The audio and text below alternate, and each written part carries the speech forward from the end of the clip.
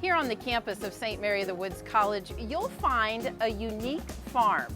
The White Violet Center for Eco-Justice is a ministry of the Sisters of Providence near Terre Haute, Indiana. The facility maintains one of the highest quality fiber herds in the Midwest. And on this episode of the Paw Report, we learn more about this curious animal and its function on this special farm. Stay with us.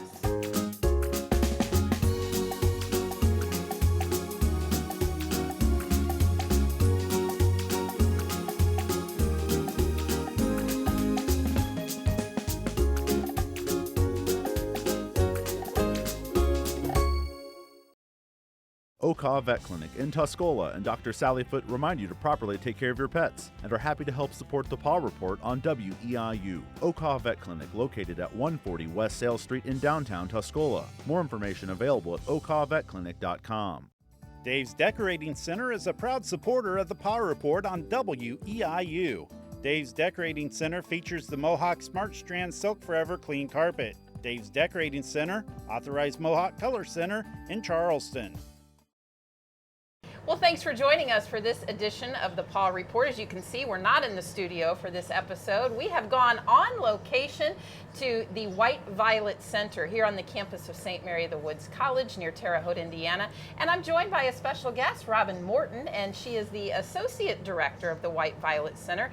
And you're probably asking, well, what are you doing sitting in a barn? And we've got some creatures behind us. Tell us where we're at, Robyn. We are in pasture 1 out here. That is the mamas and babies pasture for our alpaca herd. Alpacas. So we're going to spend a little bit of time talking about the actual animal, and then we're going to get into the center and why it was established here at St. Mary of the Woods College. So thank you for joining us and agreeing to spend a few moments with us on WEIU. Let's start with the alpaca. It's a domesticated species. Talk about its origin and where it came from. Well, they actually come from the Altiplano region, which is sort of an area in Chile and Peru and South America. It's very similar in temperature to where we are. It's a temperate zone. They don't get quite the same highs and lows that we get, but they were domesticated in that area for fiber production. They're one of the camelid family, so they're in the same family as the llamas, camels, animals like that. Alpacas in particular were specifically bred for fiber. So that is why they were domesticated. That's why they're a valuable animal. That's why we have them. And they're curious creatures. They're terribly curious. I joke a lot here that they are 150-pound cats. They're very similar in temperament in a lot of ways to cats. So they're very curious. They're going to head over and try to figure out what it is we're doing over here periodically. Well, you told me when I stepped into the barn, I said, what are they like? And you said, just picture them as cats. Yeah. They're different breeds of Yes. alpacas. Let's talk about that because they all look a little different. Are there different breeds here or maybe just colors? We all have one breed here. These are called Wakaya alpacas. Sometimes they're called puffball, or they're the ones that have the really curly fiber. And these alpacas have been sheared recently, so it's not as obvious. But Wakaya breeds are the ones, if you see them out in pastures, they have sort of tight, fuzzy, puffball looking fiber. There's another breed that's pretty common in America called a Surrey.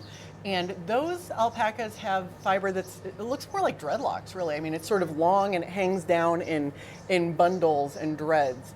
And we do not have any Surreys on our farm. We're an all Wakaya all the time farm. But those are the two main breeds that are in America. There are a few other breeds that are still in South America that are sort of more of the ancestral breeds. I think there's one other called a vicuña that we have a couple of animals that are still closely related to, but basically Surreys and Wakayas are the ones you'll find in America. Are they popular in America? I mean, do you find very many alpaca farms? They're increasingly popular. One of the things about alpacas is they're a smaller livestock. They're really very gentle animals, as they play behind us. Those are the babies. So they're very gentle. They're easy to take care of, and what we've found is that a lot of small farmers, so people who are in their 20s, 30s, 40s, and they're wanting to start a smaller farm, and a lot of times older retired farmers who would still like to have a livestock animal on their farm, they just don't necessarily want to wrangle 200 head of steer or something like that anymore, they will tend to go into alpaca farming. They're really quite easy to take care of, and they're very beneficial if you're doing other sorts of like vegetable growing or something like that. They contribute a lot to the farm with the manure and such. So they're easy to incorporate and into a smaller space. You don't need nearly as much land for an alpaca as you do for cattle or for horses or something like that. Animal. Yeah, it's typically for alpacas, if you have good pasture, if you have nice high quality pasture, you can have 4 to 6 alpacas on an acre, which is very unusual. It's very dense as opposed to horses or cattle, which is more like 1 or 2 acres per animal. So they're a lot more manageable for smaller farms, and smaller farms are increasingly popular. You have a fairly large herd here at the White Violet Center. We are in the female house. Why don't you talk about the herd here on campus and how they're split up? Okay, well, we have about 40 animals on the ground, and that actually does not include the 3 new babies, which are called crias. So I guess 43 animals on the ground. We board a few animals. I think we have 3 animals right now that are being boarded. And then we do have another couple. We will bring animals out onto our farm for breedings, for example. So we have a couple of animals that are over in the conjugal visit pasture, so we have the mamas and the babies pasture is this one, and this is the big barn. It's the nicest area. We actually have sort of a medical isolation facility just in case the moms or the babies would need it. But then we do have other pastures for the males. Certainly we don't want them commingling all the time because we only want so many alpacas at any given time. And we do breed fairly carefully. We breed primarily for fiber quality and for things like that. The boys they're in pastures further up north, and they're managed a little more in terms of if they're herd sires, if they're being used for breeding, or if they've been gelded and they're not really being used for breeding. Maybe they're primarily for their fiber. And whoever happens to be fighting with each other at the time, do they need a timeout? Do they need to be in separate pastures? So that's the main management strategies that we use here as far as where they're actually living. What are their characteristics? I mean, being a non-expert of alpacas, I can tell right now they're very inquisitive, and some of them seem kind of shy, like they're interested in knowing what's going on with us, but some of them will come up behind us. What are some of their other features, characteristics? Well, honestly, those are some of the main ones. So they're very inquisitive, they're very curious. They can be a bit standoffish. Again, cats is really a very good way of thinking about alpacas. They tend to, I like to say that they think of humans as television. They sort of watch us and they're like, oh, what are you doing now? I don't actually understand what's happening.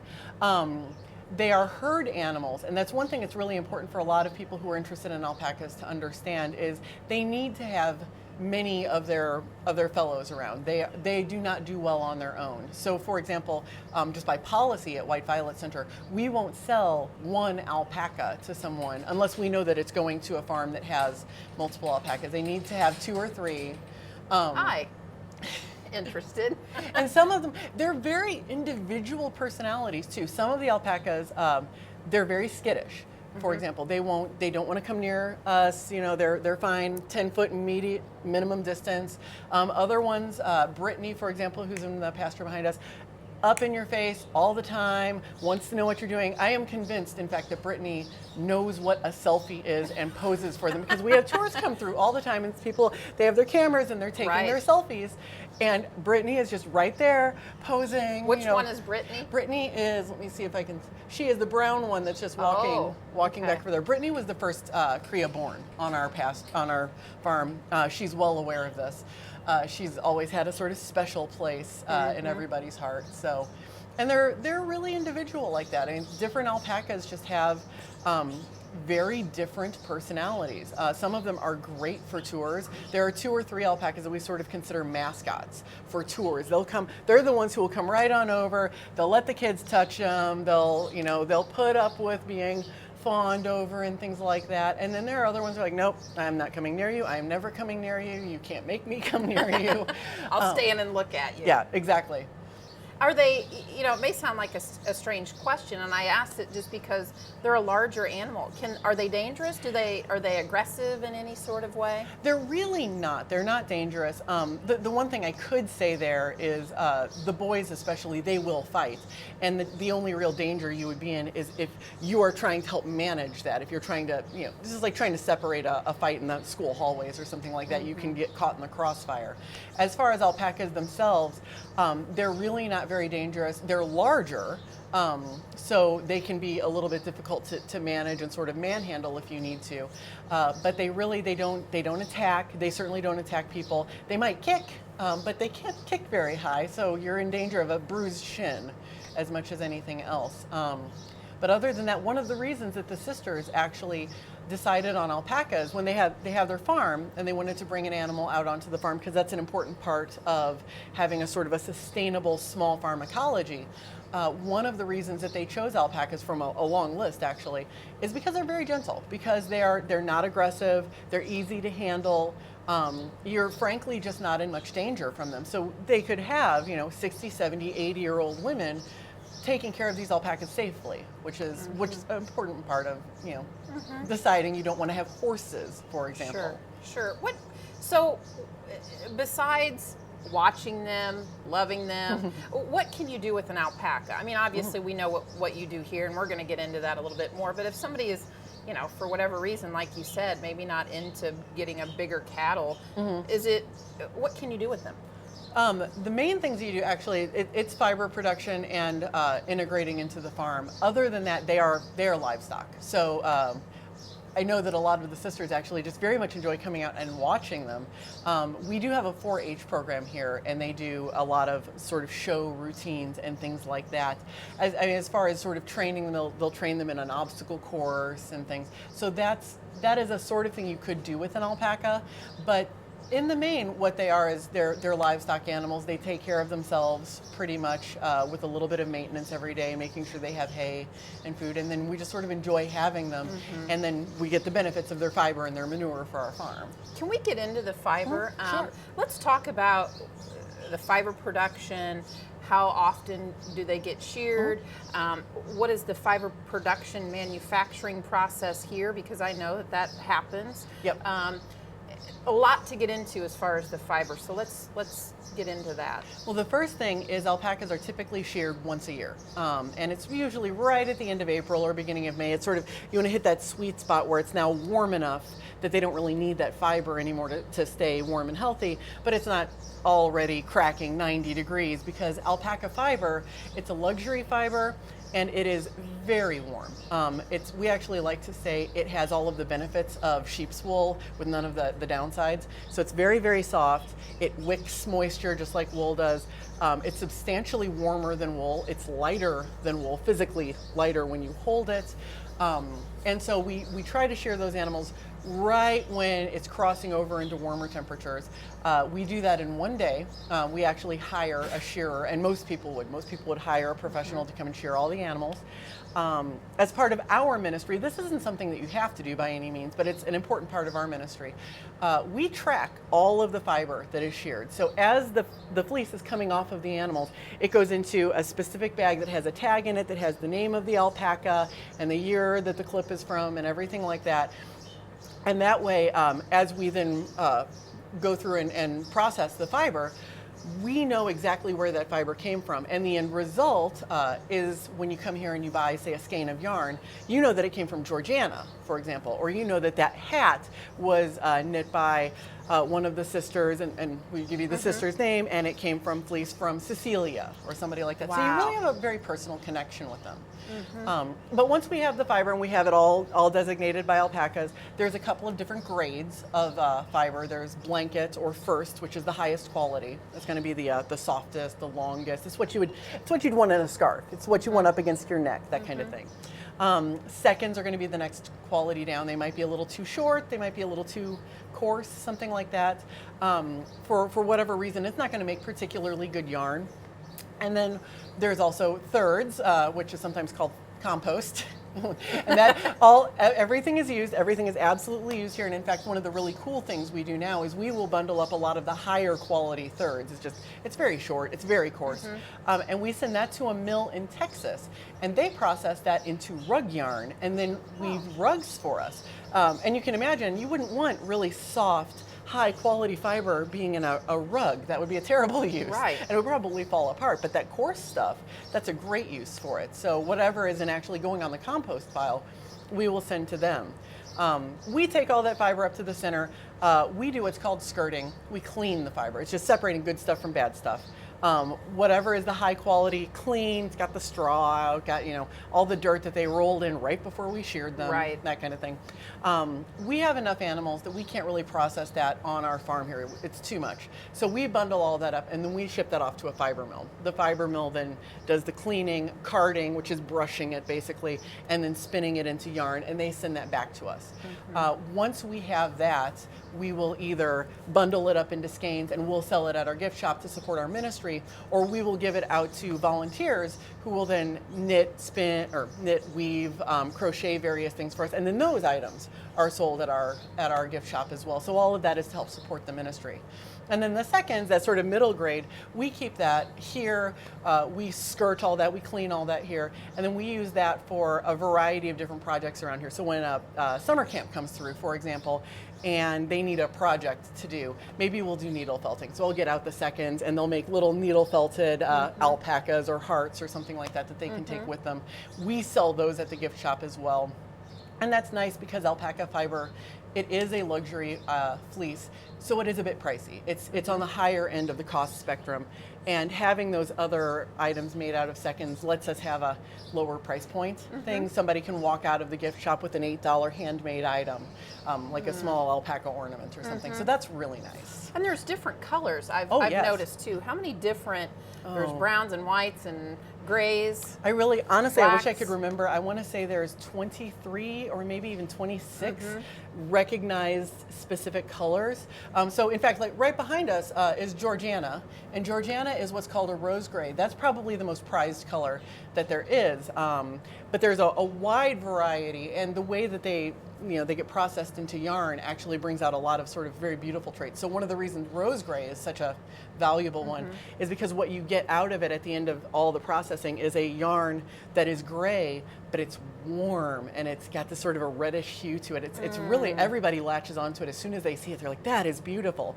And it doesn't hurt that it's a pretty rare color to come out. It's not a common color to be born, so it's also a rare commodity as opposed to the white ones, which we have more white animals than we know what to do with here. Wish that would stop, but oh well. Let's talk about here, the White Violet Center in and of itself.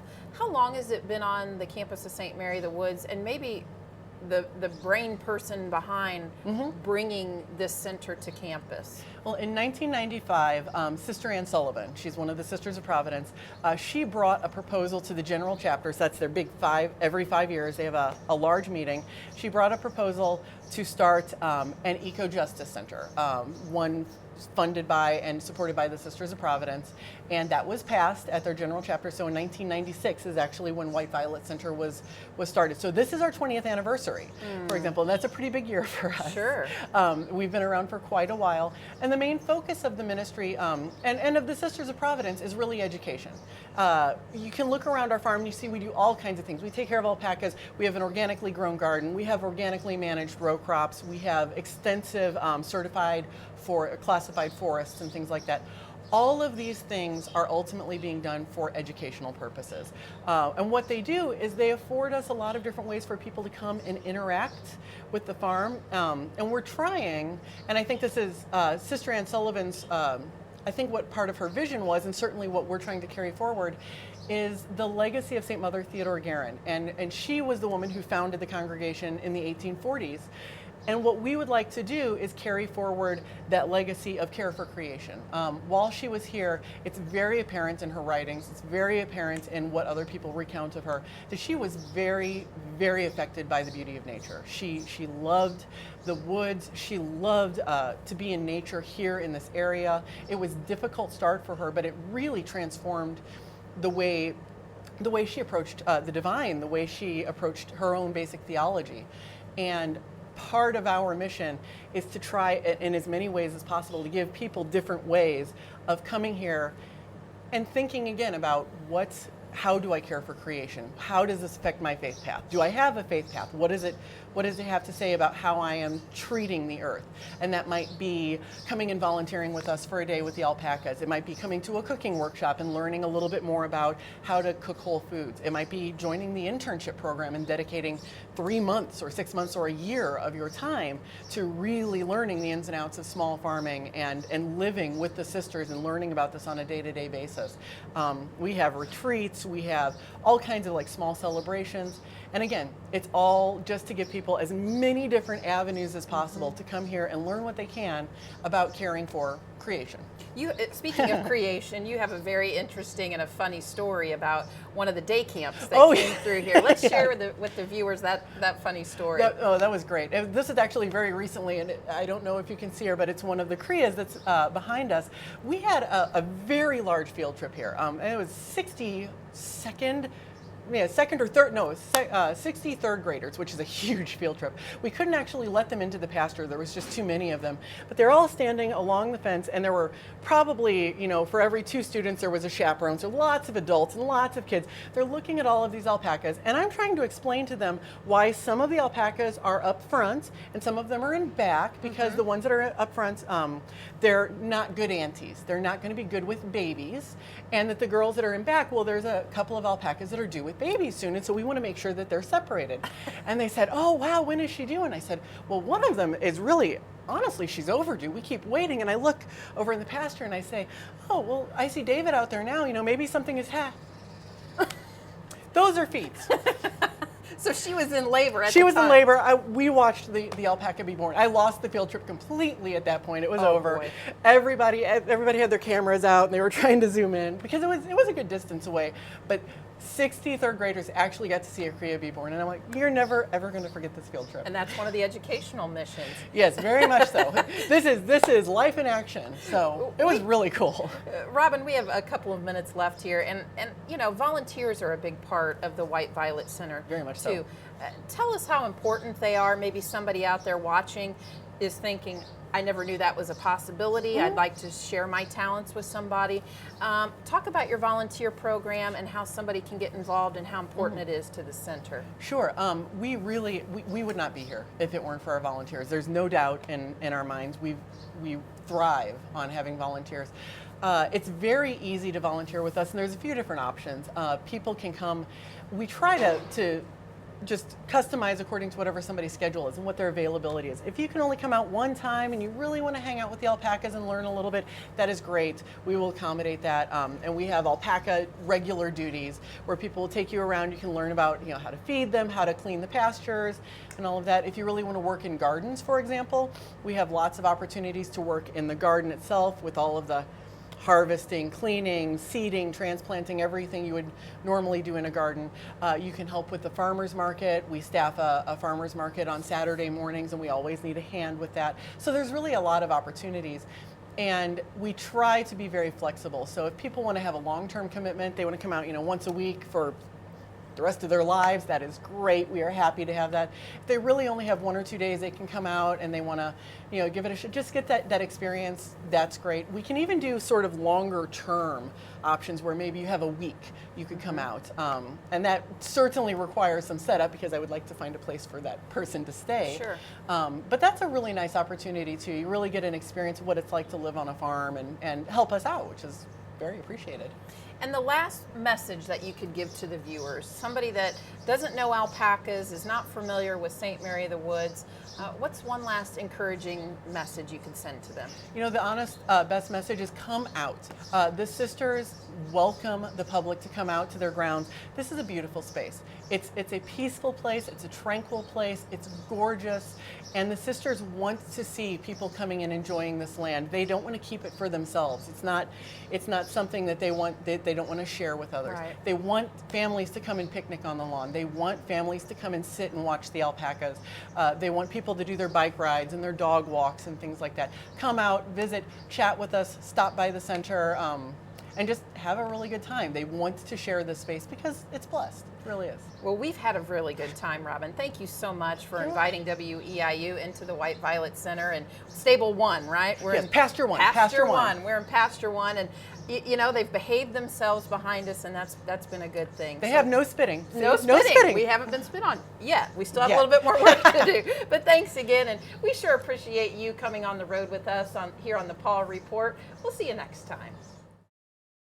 If you're a veterinarian, trainer, groomer, specialist, rescue organization, or shelter that would like to partner with the Paw Report by providing expert guests for the show, please contact us by emailing weiu@weiu.net or call 217-581-5956.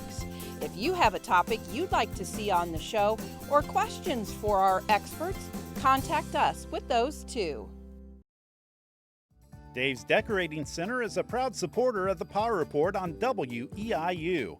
Dave's Decorating Center features the Mohawk Smart Strand Silk Forever Clean Carpet. Dave's Decorating Center, authorized Mohawk Color Center in Charleston. Okaw Vet Clinic in Tuscola and Dr. Sally Foote remind you to properly take care of your pets and are happy to help support the Paw Report on WEIU. Okaw Vet Clinic located at 140 West Sale Street in downtown Tuscola. More information available at okawvetclinic.com.